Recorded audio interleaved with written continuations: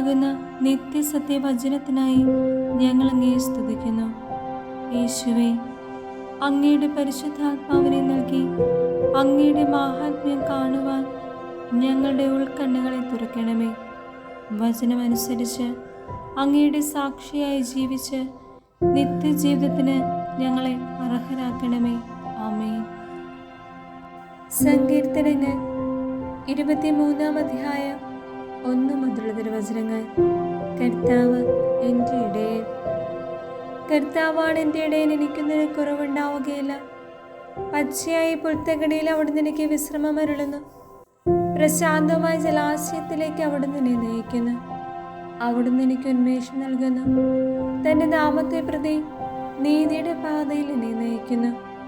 മരണത്തിൻ്റെ നിഴലിയുടെ താഴ്വരയിലൂടെയാണ് ഞാൻ നടക്കുന്നതെങ്കിലും അവിടുന്ന് കൂടെയുള്ളതിനാൽ ഞാൻ ഭയപ്പെടുകയില്ല.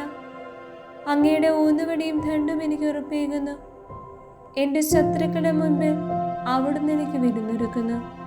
എൻ്റെ ശിരസ് തൈലം കൊണ്ട് അഭിഷേകം ചെയ്യുന്നു. എൻ്റെ പാനപാത്രം കവിഞ്ഞൊഴുകുന്നു. അവിടുത്തെ നന്മയും കരുണയും ജീവിതകാലം മുഴുവൻ എന്നെ അനുഗമിക്കും. കർത്താവിൻ്റെ ആലയത്തിൽ ഞാൻ എന്നേക്കും വസിക്കും.